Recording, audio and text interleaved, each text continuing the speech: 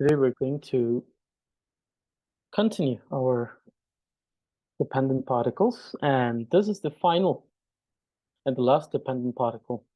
So till this point, we're finishing a portion of the tree of excellent speech, the dependent particles. And so today we're going to discuss the 8th grammatical case, that is the vocative case.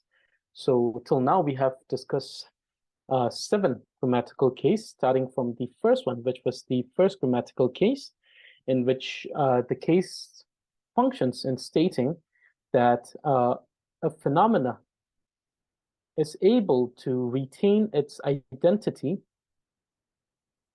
as a separate from the other things or other phenomena. So meaning that it could have a identity of its own, even without being associated with other words or names. And this, and then we studied the particles possessing particles used in place of la, in which we discussed 3 of the 8 grammatical case: the 2nd grammatical case, the 4th grammatical case, and the 7th grammatical case.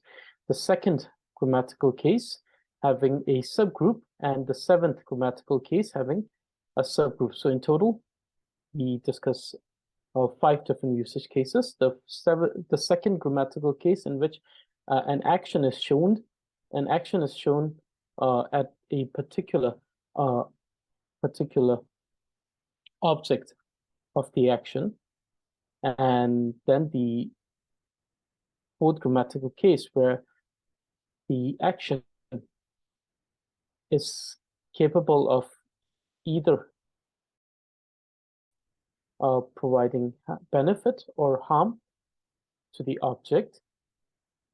And then the 7th grammatical case, where the object of phenomena and its position are shown in the statement. The subgroup of the 2nd grammatical case, where the nature of the object and the nature of the object and the nature of the action are the same. And the subgroup of 7th grammatical case, in which we discuss the action done at a particular time. Then we had the 3rd and 6th grammatical case usage during the relative and subjective case. This 3rd grammatical case that shows an action done by the subject on an object. And then we had some other usage cases, such as showing the reasoning. And then a relation case, in which the statement functions in showing that an object belongs to another object. The phenomena belongs to another phenomena. And in which we also studied few subgroups, different type of relations. And then last time we studied the 5th grammatical case, that is the ablative case, where the statement functions to show an action, shows a phenomena being originated from another phenomena. And so today we're going to discuss the 8th grammatical case. So it should be understood that all the 8 grammatical case are the usage case of particles which are dependent particles. So last time we discussed that this type of dependency, that this dependent particle, it is not like the ones we have discussed in the case of during the case of the recompound particles, the particles used in place of la, particles, subjective particles, relative particles, ablative particles. So in those particles, the continuative particles, in those particles, we see that the dependency is on the suffix letter. But for the ablative case, ablative particles, we saw that the usage case does not depend on the suffix letter, but the usage case itself, meaning that in which usage case one is trying to use this particular particle, that depends which of the particle is being used. So similarly here, the vocative case also depends on the usage cases, meaning that meaning that in which particular context is this being used in. And dependent on that particular context, this vocative particles, the particles of vocative case, are used respectively. So today we don't have the vocative case is quite simple. There's only two usage case, and the usage case does not have any subgroup, meaning that the usage case will be consigns. There is no variation of the particular usage case, meaning that it is simple. So therefore, we don't. There isn't much that will be that there is to discuss about the vocative case, and the usage case are apparent and directly stated in the text. So we will be discussing that.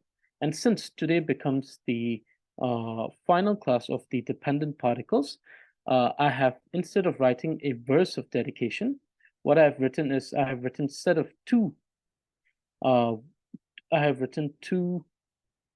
poems. The first one, which is a poem, or it's a set of verse that tells us about Tumisambuddha. And the final verse is a verse that is written as an example for a question that was asked probably 2 months ago or so. So the question was about the new type of poetry writing, meaning that the poetry writing that does not follow the traditional way of writing. So to provide an example for that. So therefore, that the final poem, the second poem, is written in a more free way, meaning that there isn't much of the rules that are pertaining the traditional way of writing poem. The first one is written according to the rules. The second one is more modern, more written in a more modern way of writing poetry. So I hope that, and since we will be able to cover the entire vocative case in a short time, so I thought this too would be interesting if we included that. So before we begin our discussion on the vocative case, let me begin by reciting the verse for today's lesson. And this verse is also a symbolism, a sign of showing delight and happiness that we were able to finish the first portion of the Tree of Excellent Speech. So this entire poem, both of these poems, is in a way to say thank you for connecting with us until the completion of the first portion. So after that, we'll have independent particles, but before that, we'll have few revision class, and the announcement will be made in the group or the announcement channel. Sorry, the announcement channel. So anyway, so let me begin by reciting today's verse. So this is a verse dedicated to Tumisambuddha. So I hope that everyone can hear me clearly. So Kong Kejian Tamba Tumila Yu Gyaga Pabe Nechokpe Chinanda Sangwe Shejar Tsun Kelobun Kunle Chawani Harik Besenge Chawatan Bel Tamsi Lijin Karesha Chung Ripe Neta Tala Tsu, Rinchewe Duzi Yunden Tsu, Pyo Kangjen Jona Legbar Tsuk, Gel Sonzen Lumbe Chodo Tu, Tupsange China Sanwi Chu, Sik Tuen Yi Matul Legbar Pap, Pyo Yun Na Tunbe Sung Cho Tu, Na Sembar Chupe Ndra Cho Cha, Gel Sonzen Lertu, Chodo Tse, Hon Tumi Gadi Chelala. Tu shi na lumbu soki ni kon tumir mani kayo ki sem chado gadin samshe me kon tumi gadin chela ge sonzen tang ni lumbu so tang nga la reshi nyanwar kul nga tumi gadin mi che sam che pene kulan ditar sul ge sonzen da la nga bo tang kim payu torne gyang ring song son pa be yu la gashin song yu sada ringwar kangil che 차 체웨 룰라 거두 체 대삼바 메버 장전 체 켈로변 첨부 리진탕 하리 베생게 종내라 셰리 벤네라 랍케체 칠 파유 로네 마르버 베기 텐워 숨다 쌈 가텐주 탐제 팝두큐 대시에신 최길 송젠탕 첼로변 초라 거지슈 control kuru shwegela she yunden chobe numbe zo kenabe daki shesinte dirsemla tene reshisam pyo kangjong chweden yudiru nga tumi gadi michesam pyo kangjong kebe togmatra shilaba sumgi tsawar tsuk kon yunden chogi sambotra she gadi shinna chelala shilaba sumgi tsawar tsuk Kekadin Shinna Chelala, Kangjong Kebe Tomatra, Kekadin Shinna Chelala. So this is the poem. So let me just quickly try to translate it. So Kong Kechen Tamba Tumi La, meaning the one who is the great scholar, Tumi Sambuddha, Yul Gyagar Pabe Nechopep, went to the Arya land of India, and study hard the knowledge of the internal, the external, and the secretive. And from all the great scholars there in India, he went to two of the most famous scholars at that time. The one who is known as the who is one of the teacher of Tumi Sambuddha. So Pel Tamse Lijinkara Shap and Lijinkara. So out of all of the scholars at that time, great scholars, he went to the two who were hailed as the greatest at that time. One Haripe Singhe, and the other one was Lijinkara.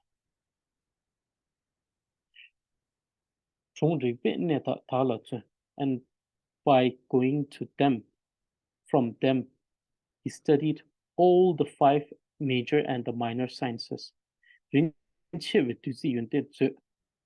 became the treasury of great knowledge.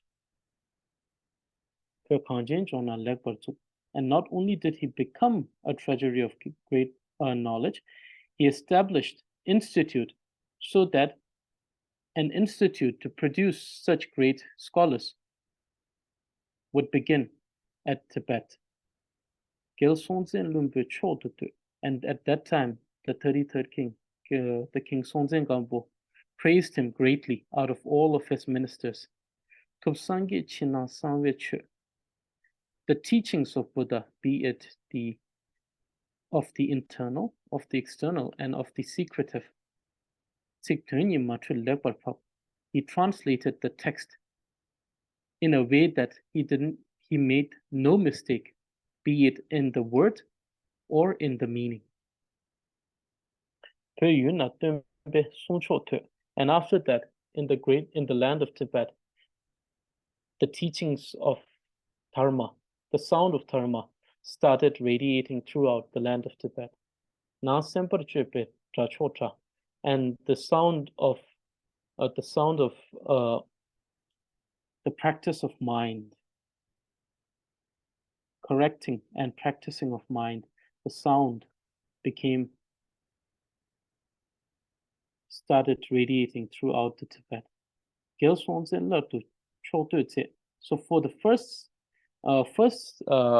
the reason why the king praised him for the first time was by establishing the fundamental of all practices, that is the writing system.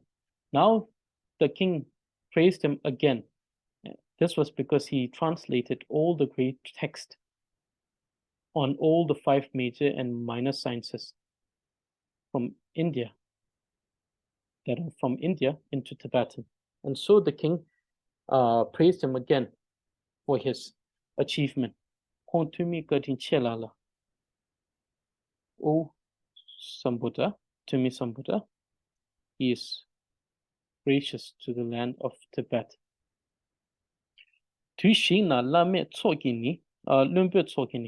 At one time, the ministers of the court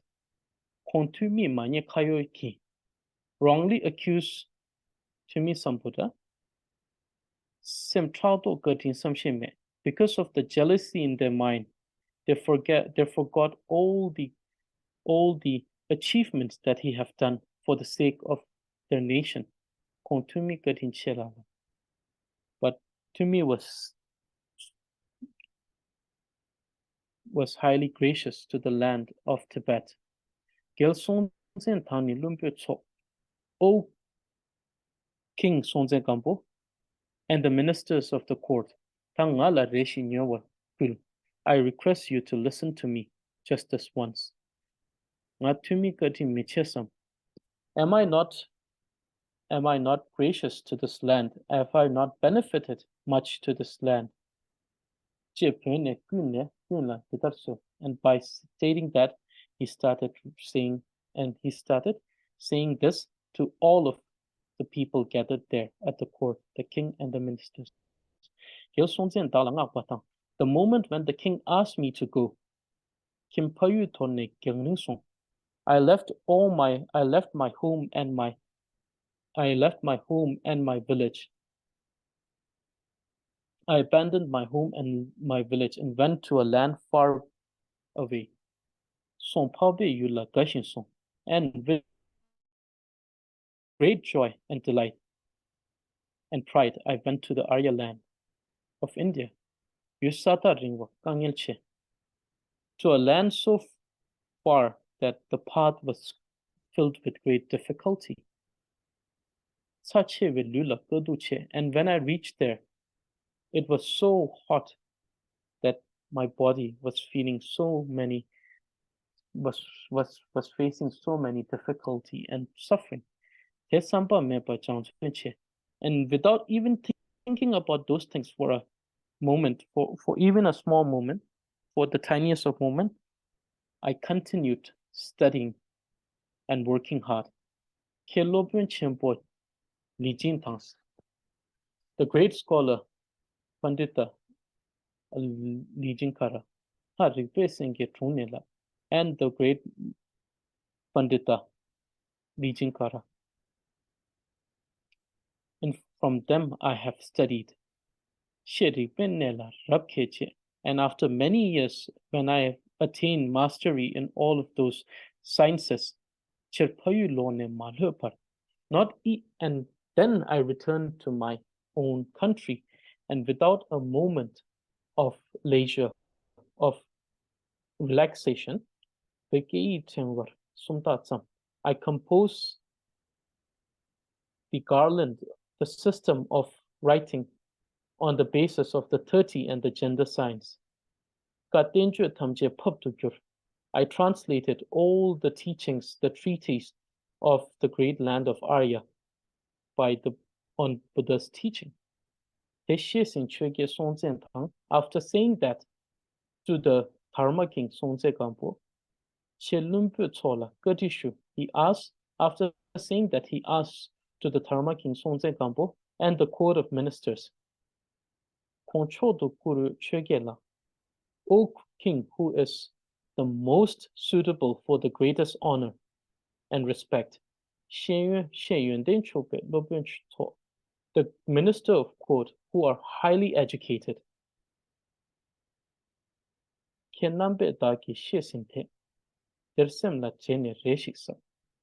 whatever I have said right now, please recall all of these things in your mind. And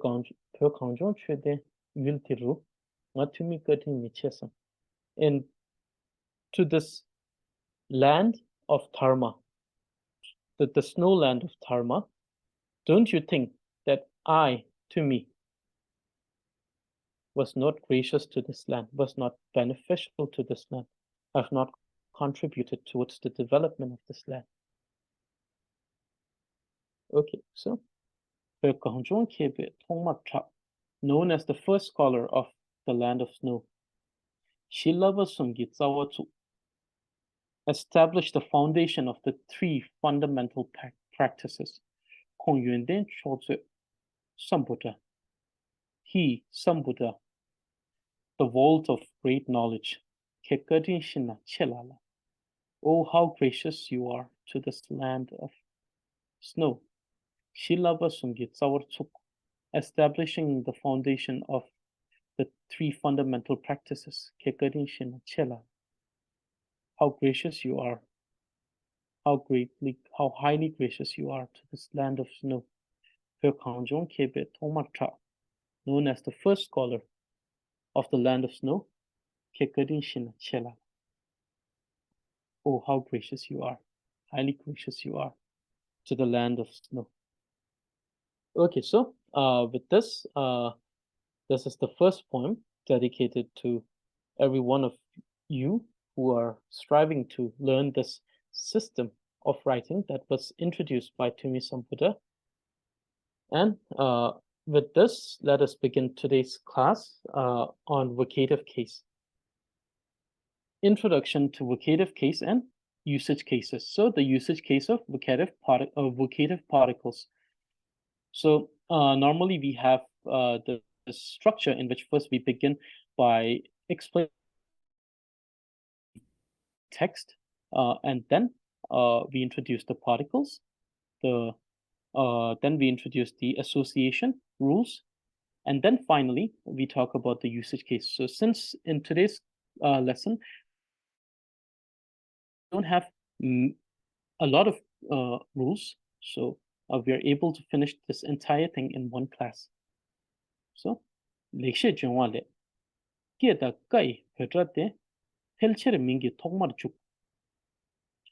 from the tree of excellent speech, the particles of vocative case and are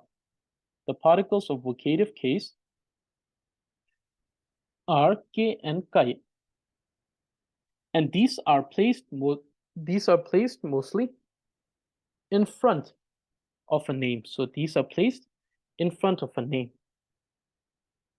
So in most of the case, now we must also understand the meaning of this word, because it didn't say that this particular verse is always placed in front of a name. It states that it is placed mostly in front of a name.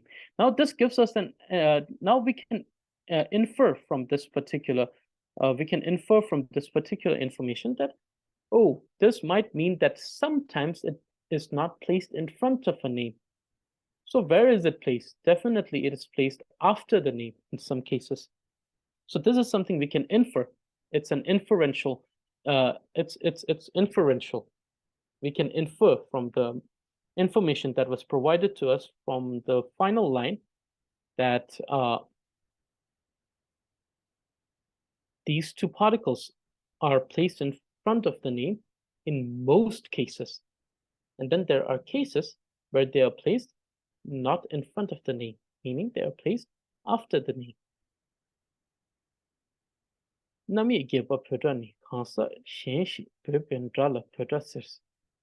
eighth grammatical case,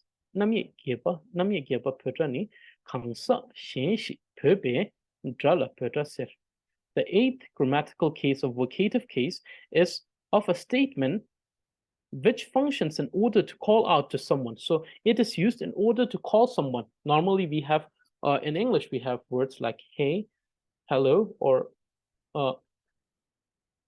oi. So these words we use in order to call someone. So we say hey. When we say hey, we mean to call out someone. So similarly in Tibetan, we have these two particles, ke and kaye, which functions in order to call someone. So whenever you are calling someone, you can use this in order to call out to someone, in order to refer to someone, in order to direct your statement towards someone. Because you may be stating something, but then it needs a direction. It needs a direction, meaning that it needs to be directed towards someone. So in some cases, it is inferential what to whom you're talking to because of the nature, the circumstance which you are in, where you have been having a conversation with a person. But sometimes you need to direct your statement towards someone. And in those cases, we use the vocative case. There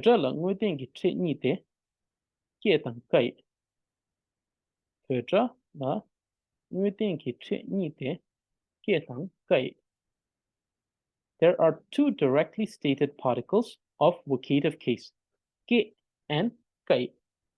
Ke, kai. So make sure that you add a little bit of stretch for ke, because it's so we will learn why that is the case. So ke and kai are the two directly stated particles in the vocative case.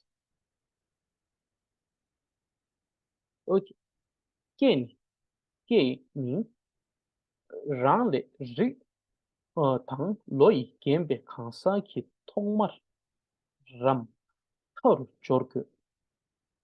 Ke ni rang le ri thang loi kembe khansa ki thongmar ram thor chorku. So this normally the definition would say Riki Kemba. So it only say Riki Kemba. But this is a very ambiguous statement, meaning that Riki Kemba means someone who is elder. But now the thing is that the elder, when we say elder, in English it may mean someone who is older than us. But in Tibetan, when we say Gemba, it is a very if we don't give a correct context, it is very ambiguous statement. It's a very vague and ambiguous statement. So therefore, this also happens when we so in history classes, in Tibetan history classes, we normally they would teach also in Tibetan history if we would look if we would look into it, we understand that during the time of the Dharma king, they were established the Songzeng Trisong Dorje, they were and Songzeng Gampo during the Songzeng Gampo, the 33rd king, during his time, there was establishment of 16 laws which were made during his time, and in 16 of those, the third one states that Ranki Gemba, Riki Gemba Lakuba, meaning that one should respect their elders. But this particular word, that Gemba, that is a very ambiguous statement, because when we look at the commentaries to these lines, the commentaries made by historians and scholars at that time about these 16 laws, which actually went through two more changes during the time of Trisong Dorje. So and then later there are cases where we say that later we say that the 16 older laws and the 16 new laws. So in total, 36 laws. And these were called Michuzangmachudu. So these were Michuzangmachudu means these were laws for the worldly people in order to carry out a satisfied, fulfilled life. So the third one the third one states and this is a very ambiguous statement because the commentary states that Gemba should be understood in two ways. One is one who is higher in me, one who is elder than me in terms of age, one who is elder than me in terms of age. So I should respect them. The other one is those who are higher and greater than me in the position and in the merits. So those who are in a greater, who hold a greater responsibility in sustaining the harmony in the society, meaning that those people who have greater responsibility. So, and those who are greater or elder than me in terms of merits and knowledge, one should respect them. So this was the law there. So here too, gay is used or associated with person, names of person. It's associated and written either in front of the name or at the after the name. But the person that it is associated with is who is whether elder in age or in position in the society. And that position could be due to their merits or due to power. So for example, the king.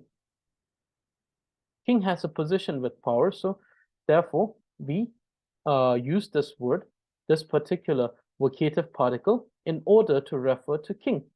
Gai gebo, gai gebo. And this is considered to be an honorific in a sense, meaning that you provide respect to the king or someone who is elder. Your parents, for example, who are elder in age and in many ways also in merits sometimes. So gai, the gay.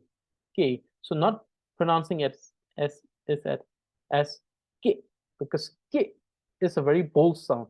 Normally when we want to convey respect to people, the sound should be more softer. Gay. So you stretch a little bit, and stretching the sound is, and mostly in the central Tibet, definitely, is a manner of showing respect. So whenever you talk to someone who is elder to you, someone who is elder to you by age or merits or power, the way you speak to them changes than the way you speak to someone who is either equal to you or slightly higher than you or slightly lower than you, or in that particular spectrum, if you're talking to someone, then you may stretch the sound in a very different way than you would do when you are talking to someone who is of a higher position than you, or who is much older than you in age, or who has greater knowledge and who has greater merits than you. So therefore, gay instead of gay. So you stretch it a little bit. So gay mean rande rigtang loyi gembe khansa gi thomar ram thar chorku. Gay is associated with names of person who is either elder in age or in position in the society. And this position may be due to their merits or knowledge, or it could be due to their power. Perna, gay gebo cho, dala gongba tsa tu sui. Oh, for example, oh, most excellent king, I request you to offer me your attention. So please offer me your attention. So here we see that the usage of the particle, that is K. Let me highlight this so that next time when you revisit the materials, you'll be able to see that the materials, where are the particles? So the highlighted ones are the particles. K, Yabocho, Dala, Gomba, Sul. Sul means I request you, I pray to you, I request you, please offer me your attention. So we see the usage of K as oh, most excellent king. You're calling out to the king. Then Bedna. Chue cheber tablam salwar melam. Chue cheber tablam salwar men. Yelpo K. So here we see that the particle is not written in front of the name, but now it's written at the it's written after the name, meaning that the position of the particle is after the name now. Chue cheber tablam salwar. Chue cheber tablam salwar men.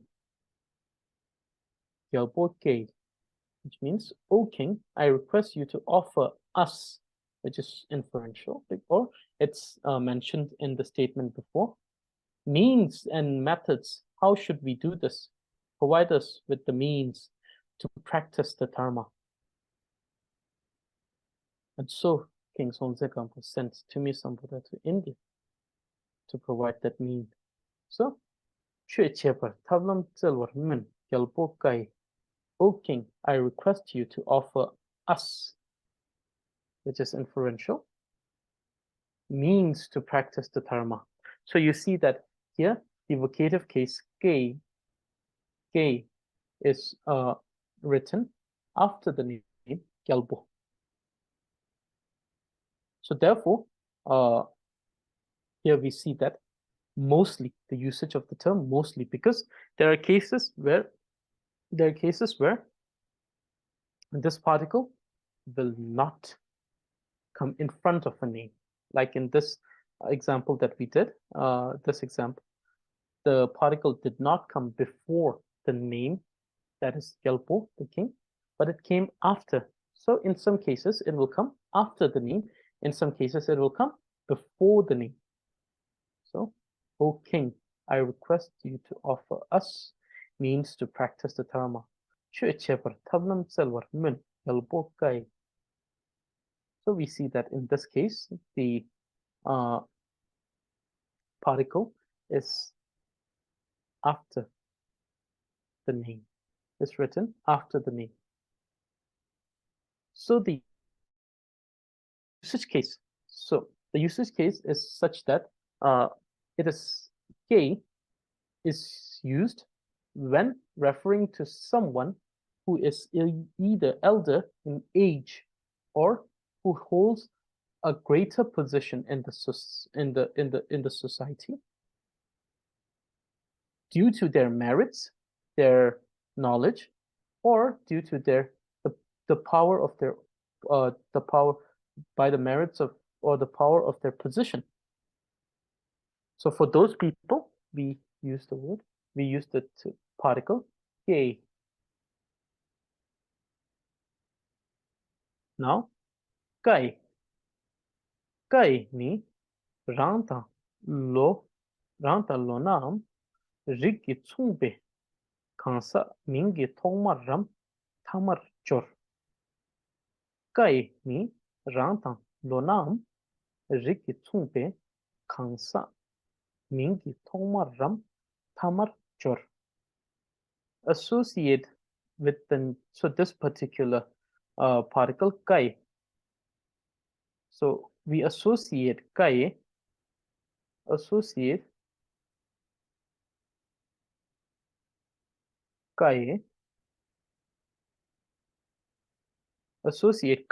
with names of person who are of same age to the narrator or the one who is stating it, or of same position in society. So the thing is that the the position or merits, this is secondary. The age is primary, meaning that those who are elder, irrespective of the position in society, one has to respect them. This was at that time, during the time of King Songzhengampo, it was a very eminent rule at that time, law. So therefore, the position in society becomes secondary, meaning that if someone is of a greater social standing, but they must still respect the people who are elder in age. So those who are similar to one's age, or some who are 1-2 years younger, let's say, but still in that spectrum, meaning that one is 21 and other is 20. So in those group, or colleagues, people who work together, in that case, you refer to them, you call out to them by the usage of particle kai,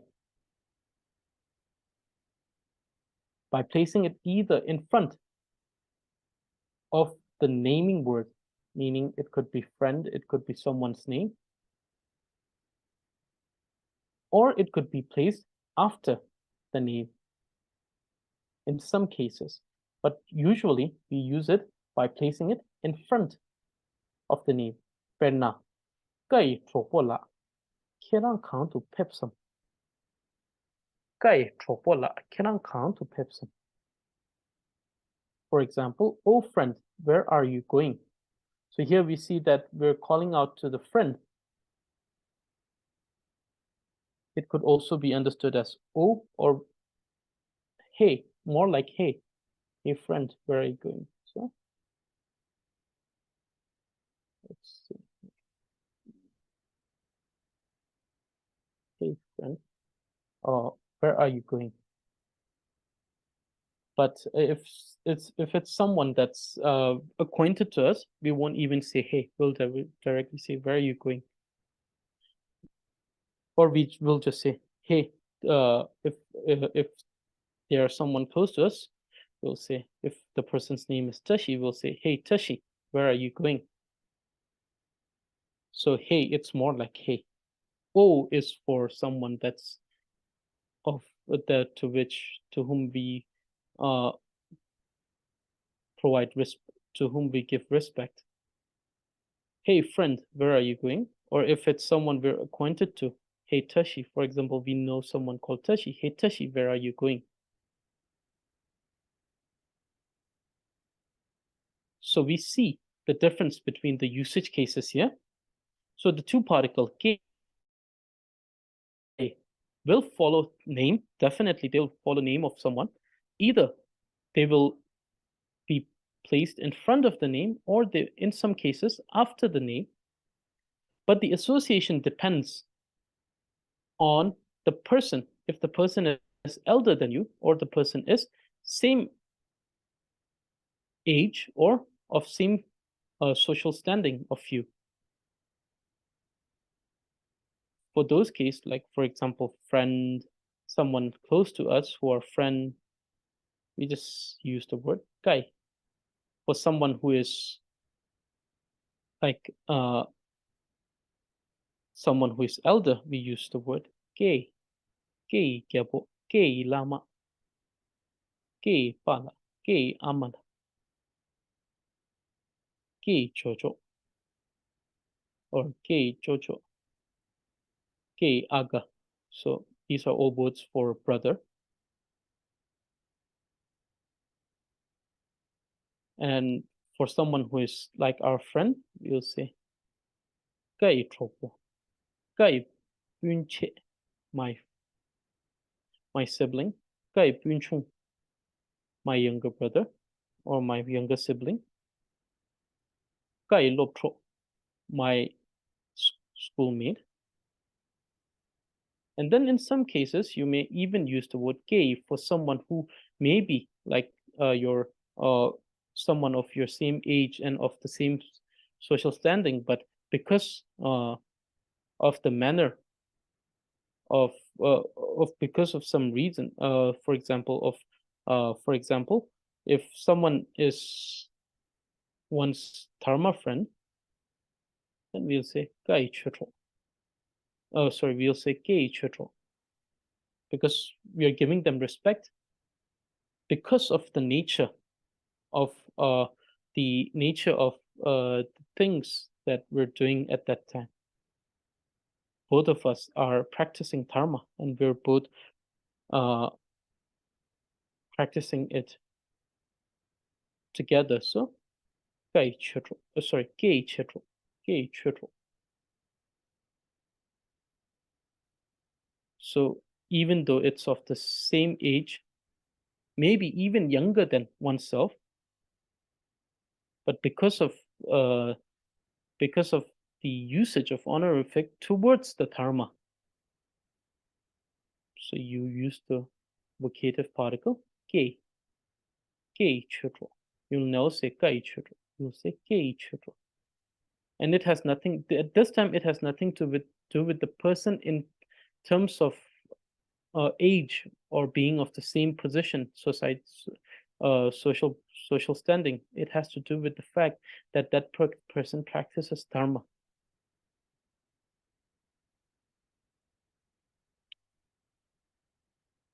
Okay, so penna. Second example. Nga chala chomru roro chopo kai. Nga chala chomru roro chopo kai. For example, please come with me to the market. Hey friend.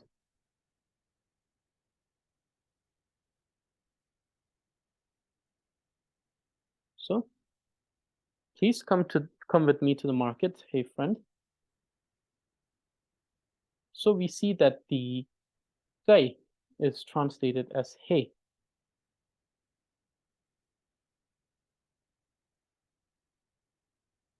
So these two are the directly stated the particles which were directly stated in the text.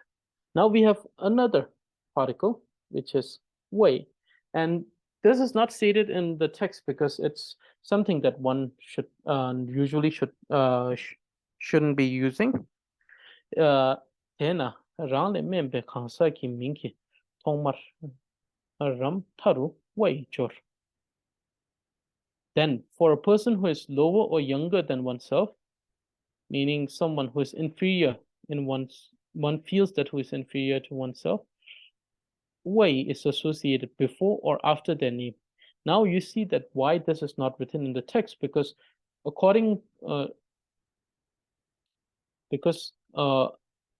at that time people would normally just use ke and kai, even for those who were younger or of a social standing that were lower than them, they would use ke, because it wouldn't promote the idea of looking down at someone. So this is not directly stated in the text. Only two. One, which is used for someone who is of elder as an age or who is in the higher social standing, K, and one which is used for those who are similar to us, those who we think are similar to us or who are equal to us. So we use Kai. So there is no usage of wei, which came later, much later. So and in these days and times, this is used for mostly everyone, if that is not someone who is elder than you. Even for someone who is similar of age to you, you'll see that people are using wei. And then when someone becomes angry, you'll also hear them using the word wei or ke.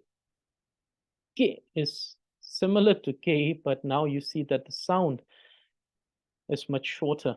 So it shows that it has a great disrespect for anyone who is being addressed with this. These days, people don't mind that much because it has been normalized. Everyone is using wei and ke. No one is using ke and kai. Just for the lamas, when you're writing, for example, if you're writing something for the function, some official government function, and then you have to address the lama, you say gay lama. Or if you're writing a poem or a song, definitely you'll hear these vocative particles. But when it comes to more like the conversation or the day-to-day uh day-to-day spoken language, these days wei and ge have been very much normalized. Very much normalized. So okay, so uh then for a person who is lower or younger than oneself, wei is associated before or after the name. Perna, wei, kana soi, leka mangpo duko. For example, oi. So we say oi when we uh, call out someone who we feel that is someone who is inferior to us. Oi, where have you been? There is a lot of work to be done. So here we understand that uh, a master is telling something to their uh, household servant. Where have you been? There's so much to be done. So he's looking down of the servant. So it is understood by the usage of the particle, the vocative particle, wei, penna, wei, mingen kula, niechi chenpo yu. For example, oi, you criminal, there is a big punishment for you. So looking down on someone because they have committed crime. So in this context, we understand that it's the judge that's telling to the criminal, listen to me, you're going to face a big punishment. Oi, you criminal, there is a big punishment for you.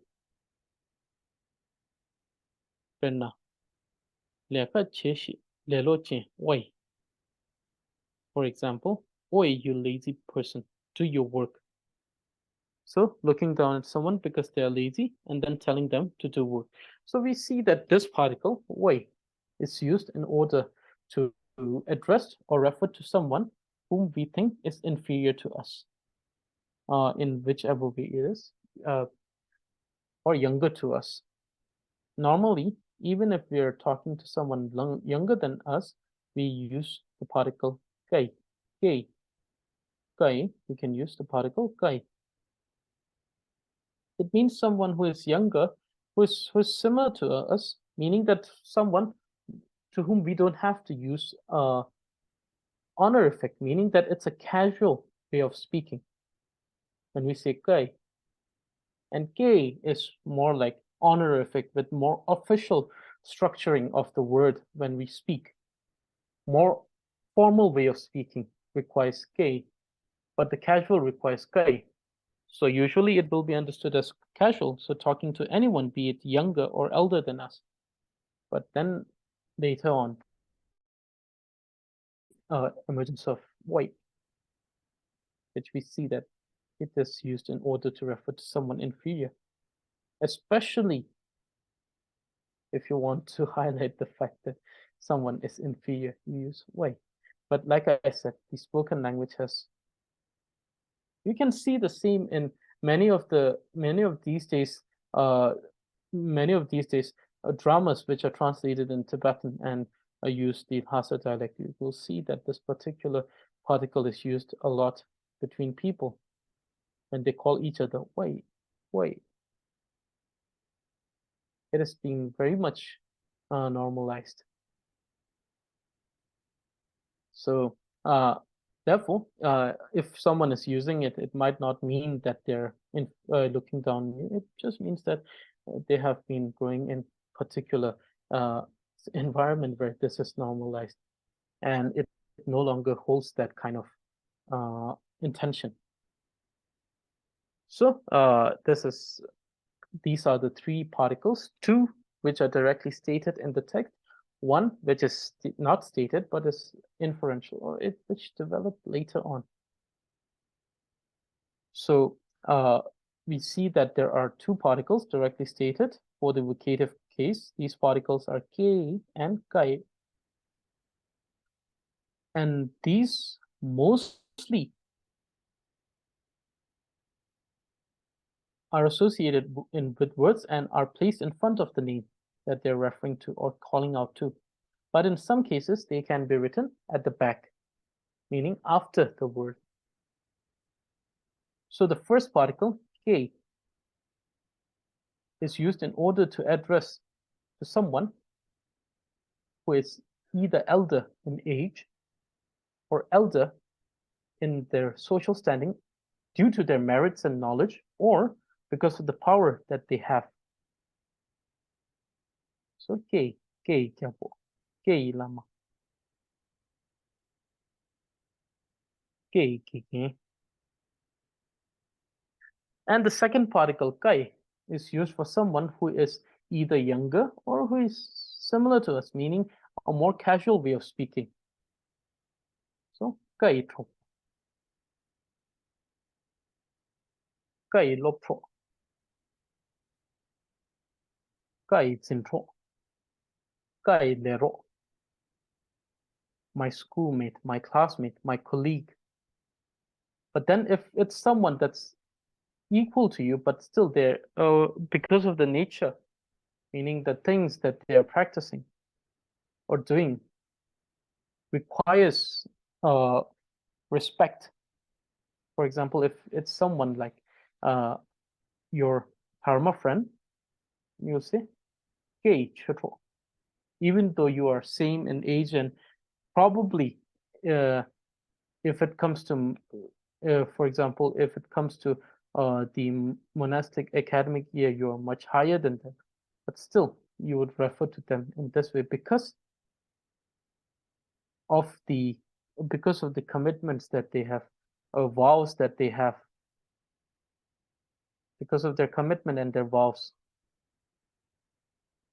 So, gay chutro. That's the only case where even though it may be someone who is either younger or similar to same to us, we still give them respect because of the nature of what they're practicing, the nature of their vows and commitment. And then finally, the one which is directly not stated there, which is not directly stated there, the one which came after, because changes in the society and all of this, is wei. Is used in order to refer to someone that one thinks is younger or inferior to them. So wei. So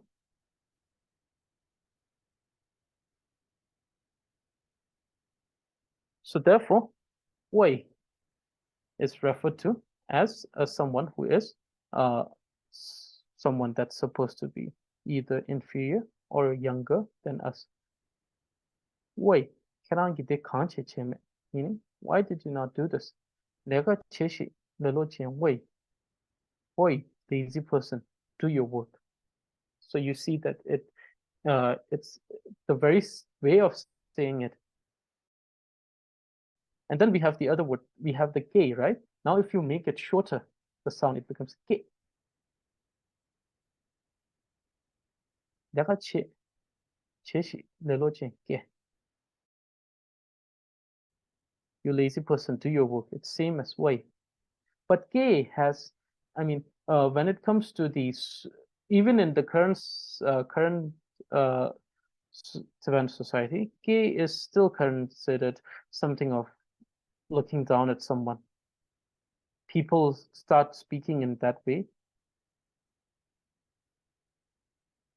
when they want to initiate a fight or when they want to look down on someone and they want to insult someone. So yes, that is the usage of this particular particle.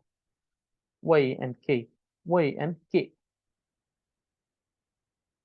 Okay, so let me get to this question.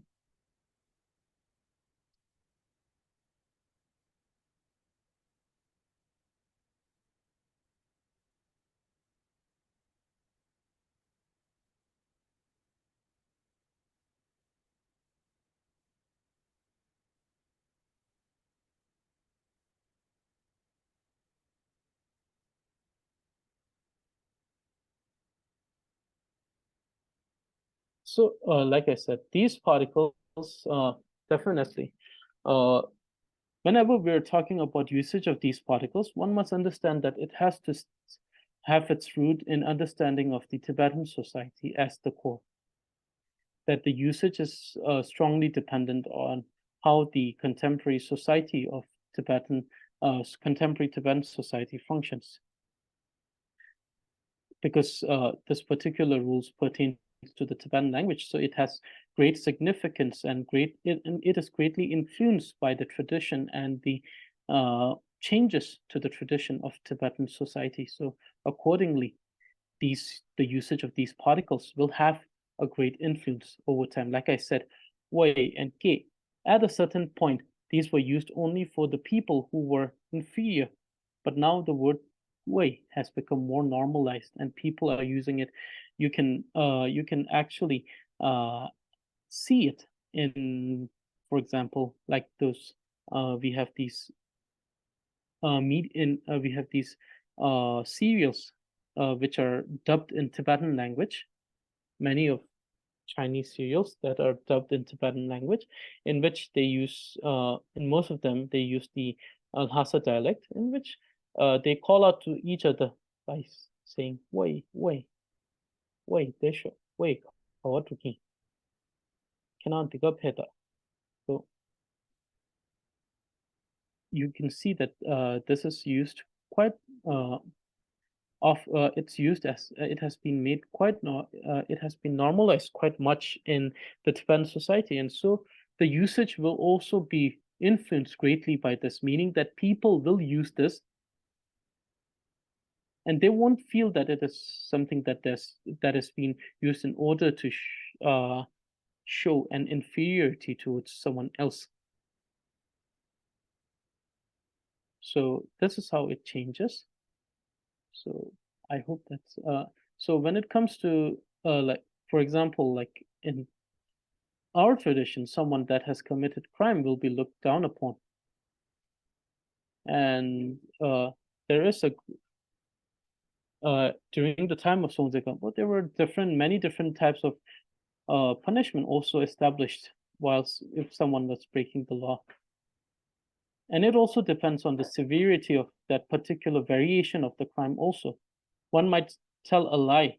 At that time, one might tell a lie. And if that lie does not necessarily harm someone else's way of living, it might not be punishable to that great extent. But if it is a lie that, for example, an accusation to someone, to accuse someone of a crime that they haven't done, which later is found to be a lie, then there are cases where the tongues were cut at that time. So it depends on severity also. So it also depends on the severity of the crime, on how much someone might look down upon. But at that time, the things like lying were considered actually to be very bad. And so definitely people will look down on people who lie and steal at that time. So, and then also depending on the particular society, killing or murdering someone, killing someone may be looked upon in a different way. For example, if two people get into quarrel and someone kills someone, then depending on that particular, let's say, particular village or particular people, some may hail that other person who won as a hero or someone who is brave. So that depends entirely on that society and the way they think. So therefore, so right now, when I say society, standing, social standing, and things like this, elder being elder of age or social standing, this all depends on the very way of how Tibetan people think and how they thought during that time. These days, that time we used to say ke pama. These days there are people who are saying ke pama, ke pama, in which people are looking down at their parents. So it's the times which influence the language, and then yes. So therefore, this is how it's influenced. So I hope that it clarifies it a little bit. So I cannot give you a very good analogy of how one must understand it using in any other understanding in the structure of any other society. This needs a great understanding of that particular society, and then to decide, should I use gai or should I use ge or should I use wei? That's all. Now, does anyone, because we have one more point. That's the first one is it was a very fun poem to read. The second one is also a very fun poem to read. I was writing this. I wrote both of this during past few days. So, if does anyone have any question regarding today's lesson, vocative case? If you have any question, and we might. The thing is that after this, we won't be going to the independent particles. So if there are some classes that we're going to squeeze in, because we still are not done with the intermediate reading class, so the break will be done. We will announce the break only after then, the completion of the reading class. So therefore, if we're going to squeeze in some classes here until then, that will be announced later. So you can check the announcement channel where you can see everything.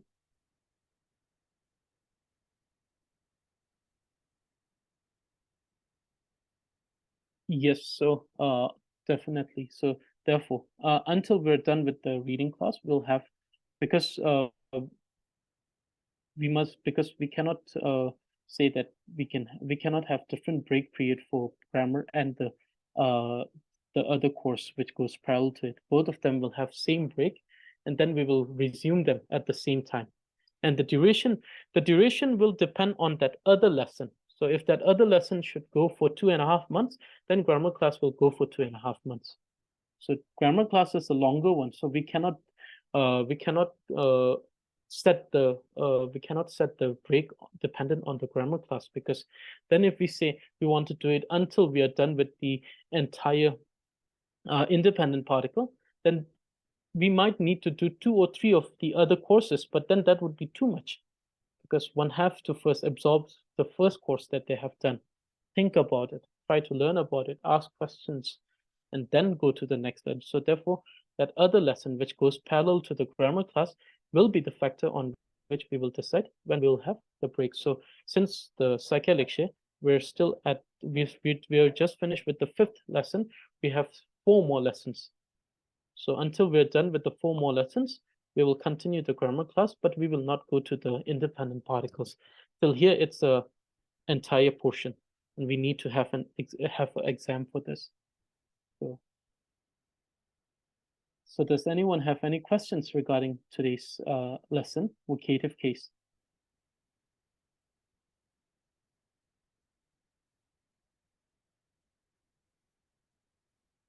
And assignments will be provided. So, and assignments for this, and the assignment for previous one.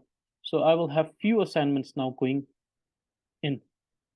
And then we will also do some question answer during during these few days. So let's see. So does anyone have any questions? And the thing is that at the end of the day, definitions are good, structure, understanding structure is good. Make sure that everyone is able to use it in the sentence. This is the most important thing. At the end of the day, you can write something using this. You can communicate with people using this. That is the main purpose of this entire course, grammar. To understand grammar and to speak grammatically correct Tibetan. So please make sure that that also happens. Definitely, there is more there's more liberty in spoken language, the colloquial language, but still, try to formulate a boundary which is held by the grammatical rules. Then you can make small changes depending on regional rules and dialect. That's all. So does anyone have any question regarding today's lesson?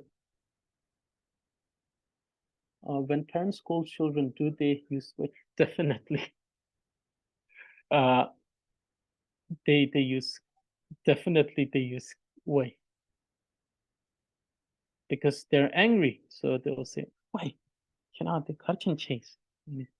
Why did you do this? Hey, why did you do this? Why? Hey, do you want a beating?" So you see that people, when they say this, a parent, when they say to the children, it's not that they're looking down on them, it's just that they're angry, and at that particular moment, they want to make sure that everything that they say reflects how they feel at that time, with a particular circumstance. So definitely they're younger, so why? So they use why. But I have rarely seen people using ke. But yeah, they also use ke. But that's the case when the parent actually disrespects the children in a way. But I mean, this case is a very difficult thing to even think about, when we say the parents disrespecting children. This is the case where we must have a lot of understanding of many different things. But I would say, yes, they use when they scold children.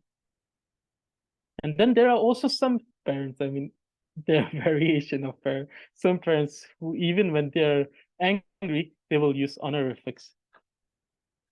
So there are parents who, even when they're very angry, they would still talk to their children using honorifics.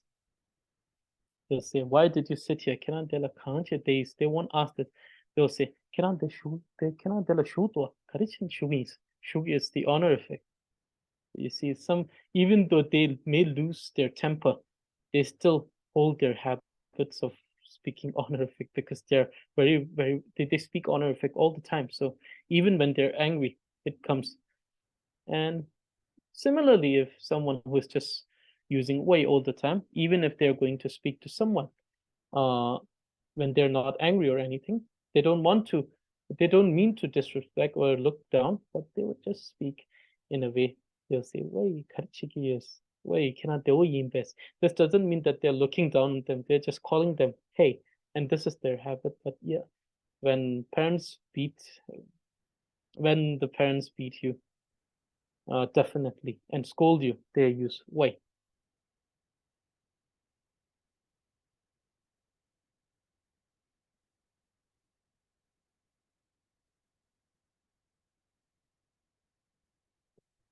I mean, the people here at monastery are also influenced by the societal form, the societies we are speaking, because these days it's not like this is totally isolated place.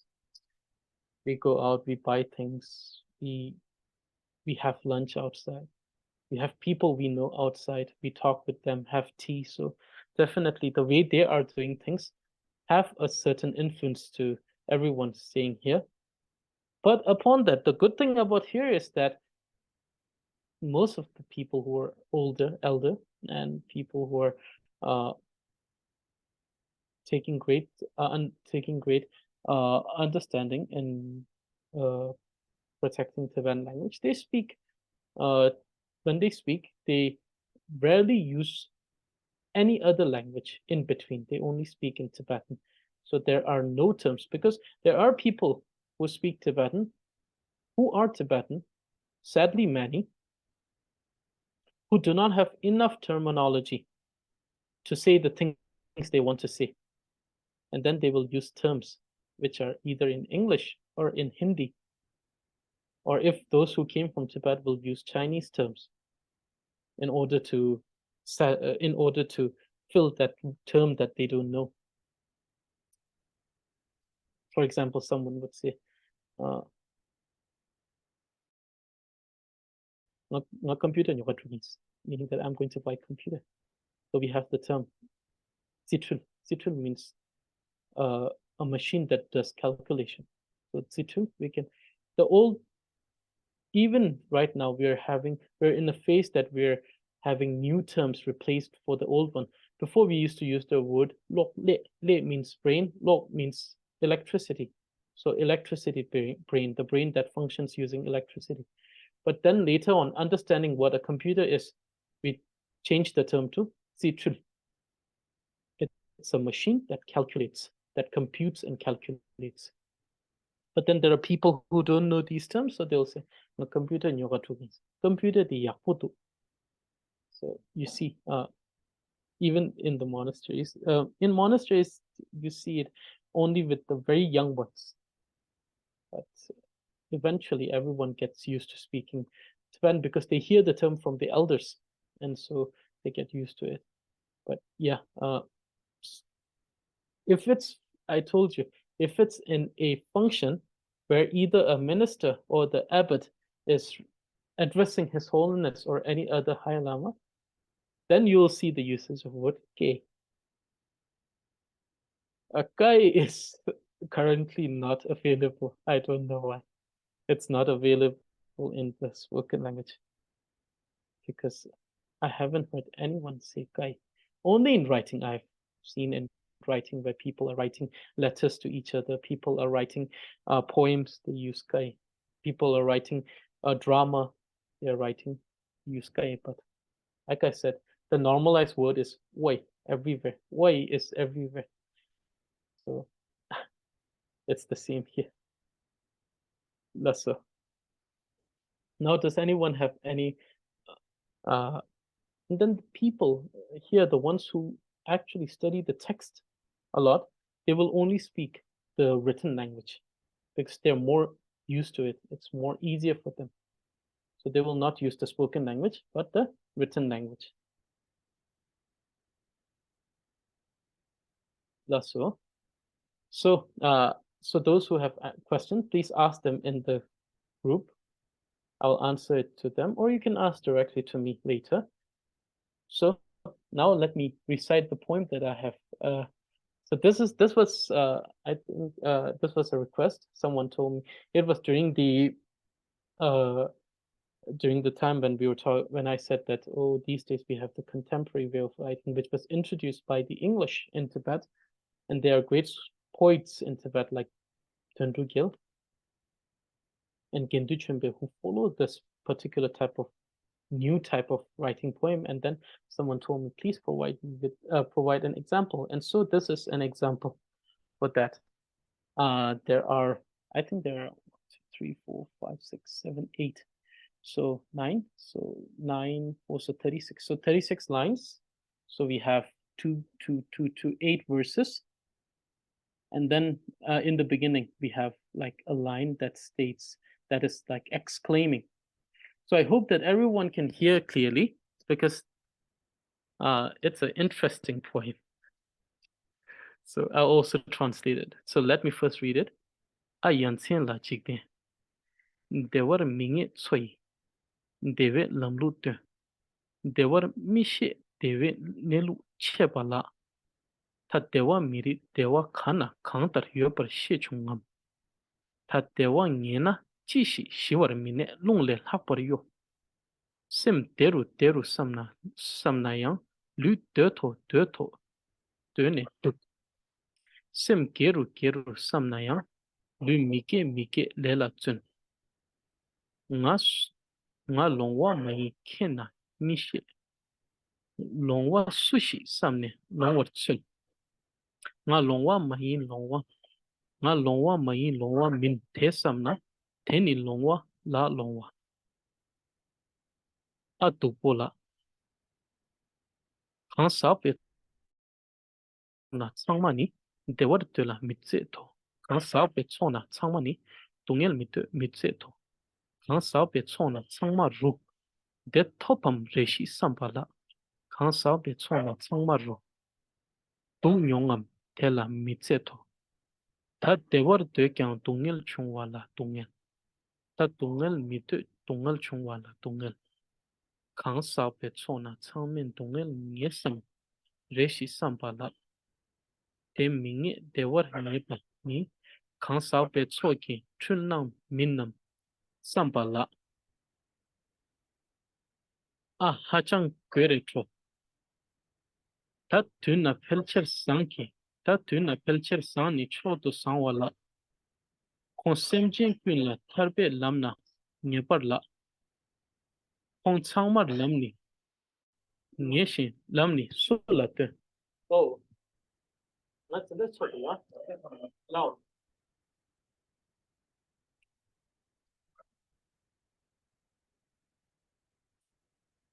Kong changmar lamni nyeshin lamni sula te. Har mitu mato tamchi lamcho yuden la. Ta sangi jumper. Let me just.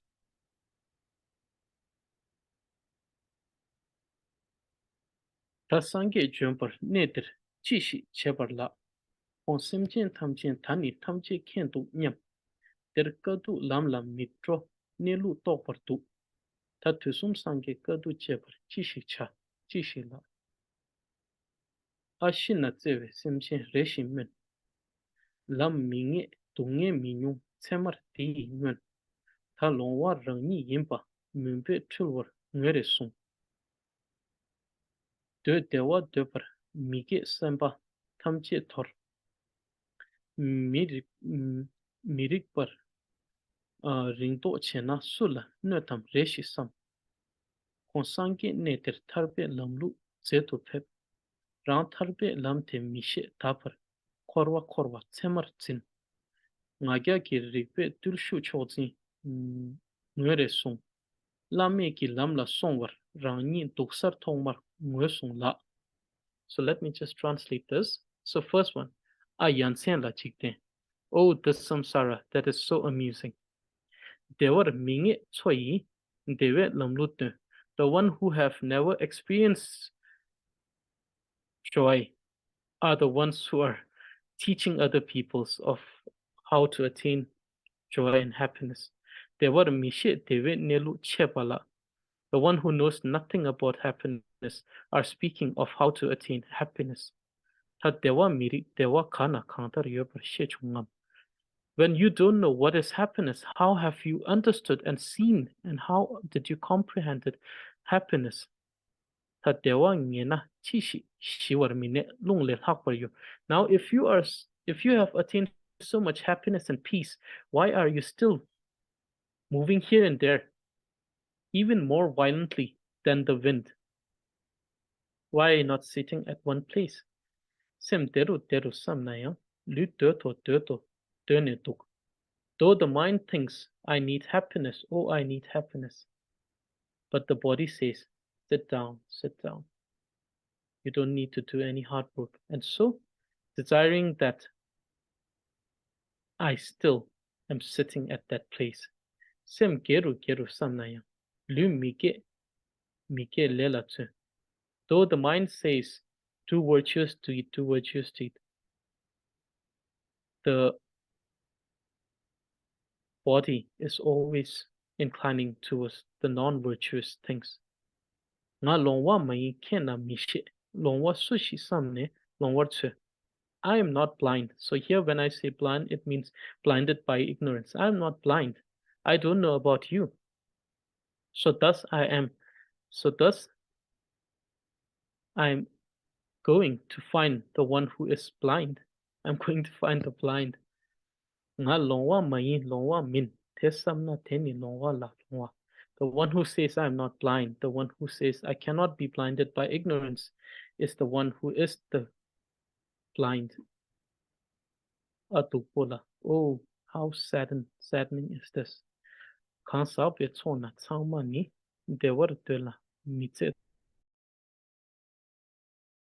Of all the people in the world, they desire happiness. This is something I will not argue.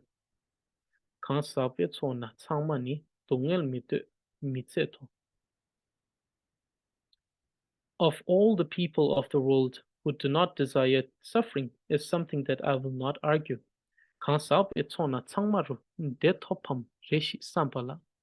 If someone would say that all of the people have attained happiness in this world, this is something I will have to think about once.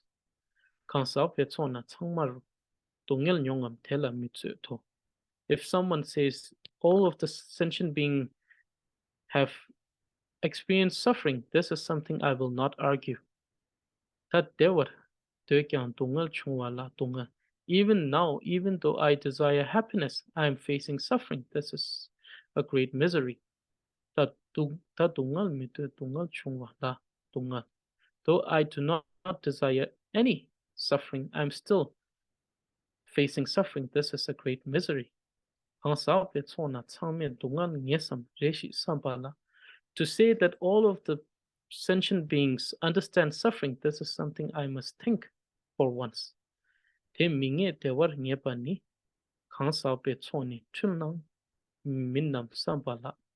Please think about this. To not understand what is suffering, if someone says that I know the happiness, is it not a misconception? Is it not a mistaken concept Please think about it once. Hajang Gueritro. Oh, such a laughable thing this is. It seems the most wonderful era, the golden era, has dawned upon us. All the sentient beings seems to know the way to happiness and liberation.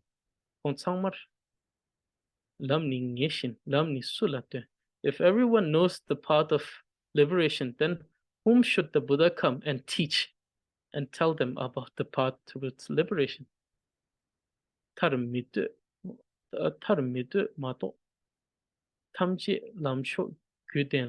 It seems no one wants to attain liberation, but they have the path within themselves.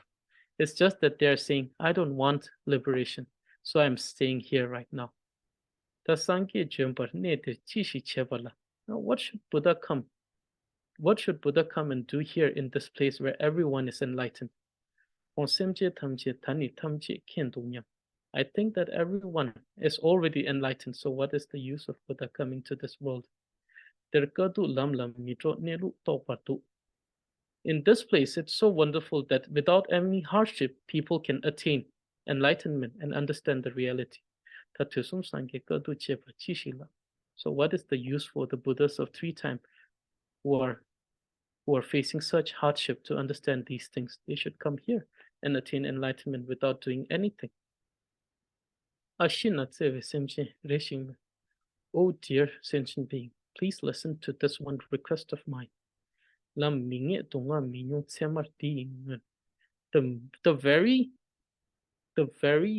reason, the very logic that you have not understood what is suffering and what is the path is that your suffering is not going down, your suffering is not decreasing, and this is the evidence that you have not understood the path.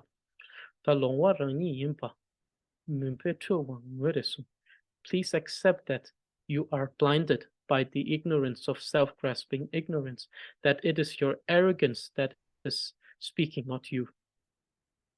If you truly want to be on the path to attain happiness, then give out all the non-virtuous thought. Abandon all the non-virtuous thought.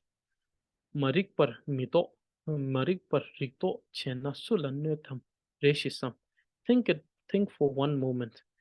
If you pretend to be enlightened, though you are not, who is this? Whom will it harm the most? The Buddha came especially in this place so that he could teach the path of liberation, because there was none before. So he came to preach that.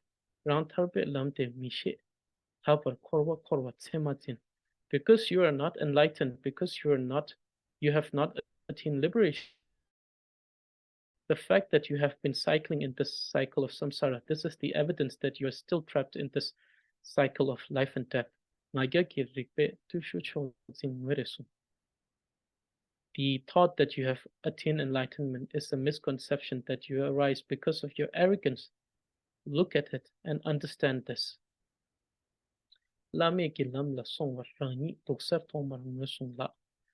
go to attain, to walk on the path, to attain the highest, to attain the unsurpassable, to attain the incomparable state, one must understand where they are standing at the current position. Okay, so this is the verse, and this is written in a way that it does not follow there are some parts of this where you may see that some rules are followed, but mostly this is written in a very free way, not confined by the rules of poetry, but in a very free way.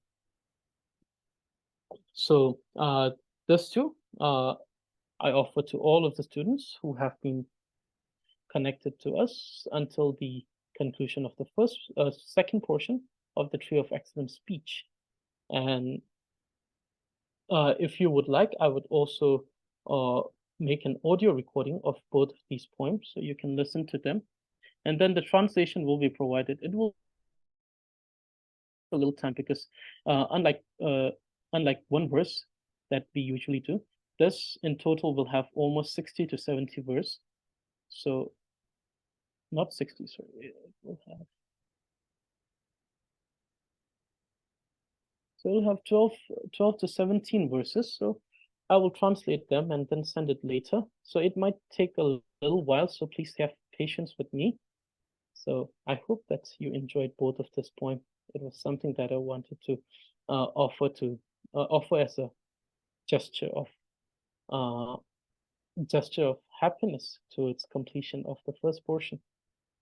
So those who have joined me from the October, so this is one milestone that we have already crossed. Those who have joined me in between, this is the first milestone that we have crossed towards completing a bigger portion of the text. Now we're left with just one more bigger portion, and then it's a small portion, and then we will be done.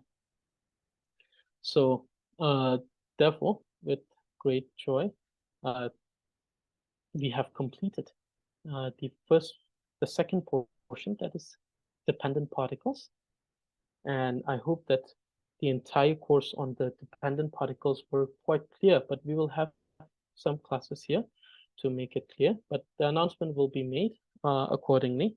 So, and yes, therefore, with this, we're completed the dependent particle. We have completed lesson 37, which is of the vocative case. So this is it for today, and thank you very much for joining in.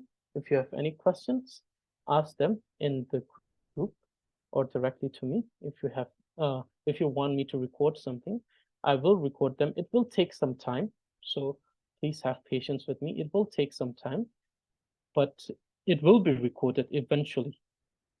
There are some things that needs to be recorded, which were already from, I think, in November. The Manjushri's name is still not completed. The complete recording is still not there, but it will happen eventually.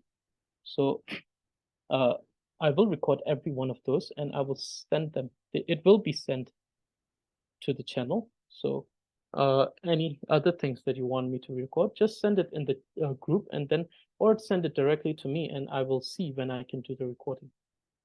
So I hope that today's class was beneficial. So thank you very much for joining in today. Everything will be provided, but the translation will take a little time for this.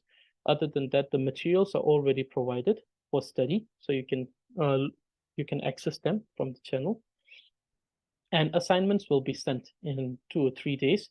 There will be a significant amount of assignment because because I haven't still given you assignment for the ablative case and the other usage cases. So there will be a significant amount of assignment, not too much, but still. So thank you for joining in. I hope this was beneficial to every one of you. So and thank you. And those who are joining me for the grammar class, I will see you all on Friday. And those who are joining me for the reading class, I'll see you on Wednesday. So and thank you. Lasso, thank you. And those who wherever you are, I hope you have a wonderful day, morning, evening, afternoon, depending on where you are. So may your day be blissful, and may your day be filled with practice and learning. Also, thank you, and tashidale to everyone.